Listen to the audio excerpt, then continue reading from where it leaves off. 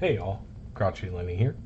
Um, just wanted to go over why I think Gen X should learn to pick locks legally. It's called Locksport, and let me tell you the first two rules of Locksport. These are pretty universal.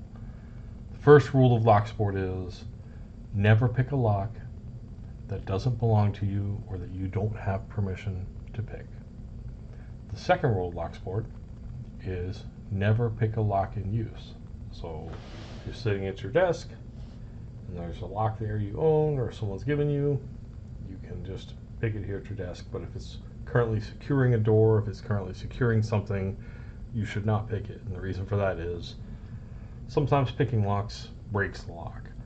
And you don't want a lock in a place that's broken, you can't even open with the key now, if it's something urgent that you need to get to. So those are the two rules. Follow those. You keep lockpicking legal, ethical, and safe. And that's the important. And why should Gen X pick locks? Well, we were the original latchkey kids, right? We went to school, we had a key around our neck or in our pocket or in a pocketbook or backpack, whatever. And when we got home, that's how we got ourselves in the house. And every once in a while, you'd forget that key or you'd lose that key. And man, you'd be sitting there out in the heat or cold or rain and looking at that door and looking at that lock and probably wishing you could pick locks. And you know what? Some of you might have even figured out how to do it back then. So why not do it now as a hobby? One of the great things about Locksport is, and that is what we call the hobby, the legal and ethical hobby of picking locks, is keep your mind sharp. These are every lock is a little mechanical puzzle, and we have to figure out how to open it. We have to visualize what's going on inside because we can't see it. We can't see what's going on inside. So we need to figure it out by a sense of feel, by what we hear, by the feedback we get from the lock, and from visualizing what's going on inside so we know what we're doing.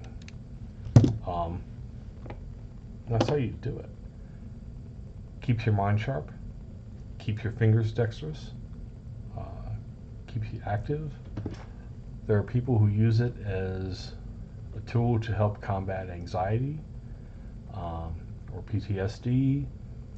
It helps with ADHD and depression because you can get these little dopamine hits every time I pop a lock. Even if I popped it 100 times before, I get that little dopamine fix. It feels nice. It feels good to beat the lock. I can recommend it. There are a lot of people who use it when they're suffering from insomnia or anxiety and they're up late. They'll just get up, pick some locks. Some of them will do it on live stream even, just for the company. Have something to do, kind of calm them, give them something productive to focus on that is going to keep them from focusing on more negative things, more negative thoughts or emotions.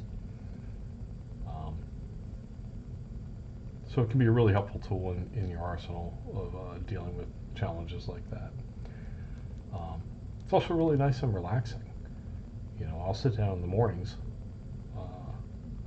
have my cup of coffee, and just sit in silence before everyone else wakes up, pick some locks.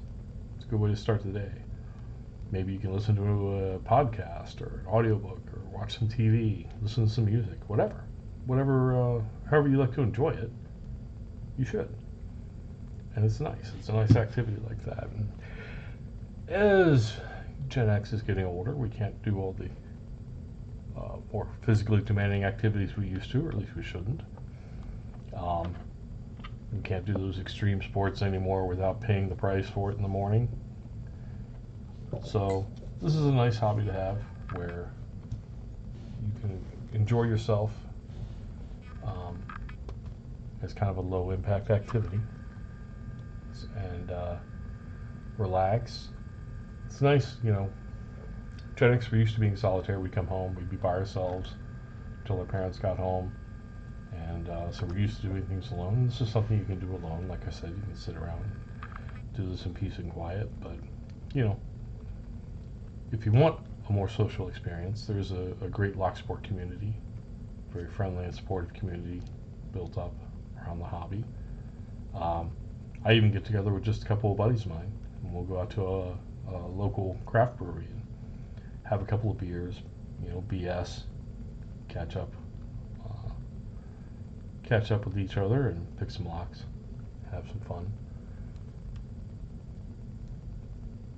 The other nice thing about learning about locks, because you have to learn about locks while you're doing this, you have to learn about the mechanisms, learn about what makes them secure, and learn about what makes crappy locks crappy. And we're a skeptical generation. We grew up having kind of a healthy distrust of authority. And one thing you don't want to have is a false sense of security. And I tell you right now, as someone who's only been in this hobby for about 6 months, there are a lot of locks out there that give you a false sense of security that are brands and locks that you have trusted for decades. And once you know better, you can make better choices when you're determining how you want to secure your house and property. So I recommend looking into that. Even if you don't want to get into the hobby itself, I recommend checking out some of the channels like Lockpicking Lawyer, which will go down and break down the security and show you how easy it is to get past some of these things. Challenging. There's different levels of challenge. There's an organization called the LPU and Lockpickers United, and they have ranked different brands and makes and models of locks as to difficulty, and they've kind of copied the colored belt system for martial arts as a way of representing that. So as you can see, I've been working my way through the rankings. There's white belt, yellow belt, orange belt. I'm currently on green belt, and from there they go to blue, purple, red, brown, black. Then there's different tiers of the black belt you can work at. So there's always more challenging locks out there. There's different types of locks. There's a wide variety out there. So there's always something new to challenge you, always something you can work on.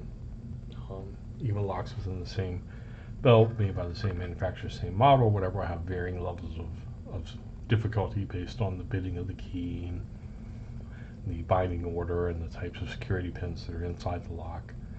So there's always challenges out there. There's always ways to grow and learn and develop. If you like collecting, you can always collect locks. There's a variety of locks. You can get locks from different countries. You can get antique or vintage locks if you want. I mean, here's a lock, one of my favorites. This was manufactured in 1987, so prime Gen X era there. This is a really cool lock. So yeah, you can collect them. You can go antiquing, go to flea markets, whatever. A lot cooler than collecting Hummels, in my opinion.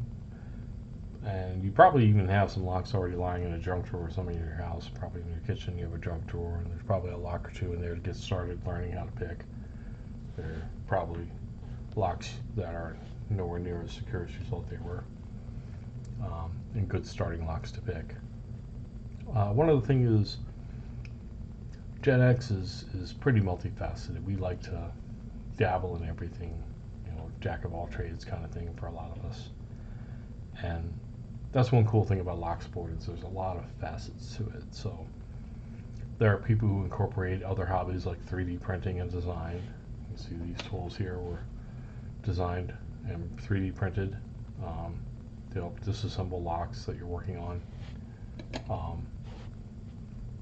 There are people who have incorporated leatherworking into Locksport to make pouches and sheaths and stuff for the various tools.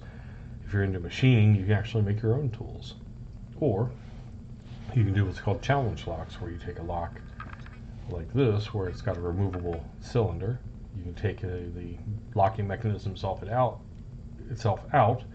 disassemble it down to the security pins, and custom make your own security pins. Make pins that you think will be more secure. Try different shapes of pins to see what they do, and how they can be more challenging. Those are called challenge locks, and that's a big part of the hobby there. I've seen people incorporating just artwork, drawings, untangling with their locks and keys, and enjoying their hobby that way. So there's a lot of facets, a lot of different ways you can enjoy the hobby beyond just picking. Not that just picking is not plenty to enjoy, as it is. There are speed records for picking different locks that people will time and set. They'll make challenge locks and send them to each other and challenge each other for that. There's even some conventions and stuff that will have competitions. So there's a lot you can do with it. It's not a very narrow hobby. It's a hobby that's widening and broadening all the time. Another thing, Gen X is the first generation, really, I think, where we saw a lot of women doing self-defense classes, which is a great thing. One thing I think self-defense classes should cover is the basics of picking and shimming handcuffs and picking basic locks. Because in the event that you aren't able to physically fend off your attacker, if you end up kidnapped, you end up being held somewhere against your will. That's a really unlikely scenario, and hopefully it never happens to anyone of you. But if it does, it would be nice to know how to get away. It'd be nice to know how to get out of those handcuffs. It'd be nice to know how to pick that lock that might be holding you in confinement. And I'll tell you, doing that is way easier than you think. But if you don't know how, then it's very difficult. So I think that's important for really women of any generation to learn. But Gen Xers, being one of the first generations to really push women's self-defense classes, I think that resonates. And now a lot of us are at the age where we've got kids and maybe grandkids, and we can teach those skills to them, so that hopefully if they end up in a situation like that, they can get out alive.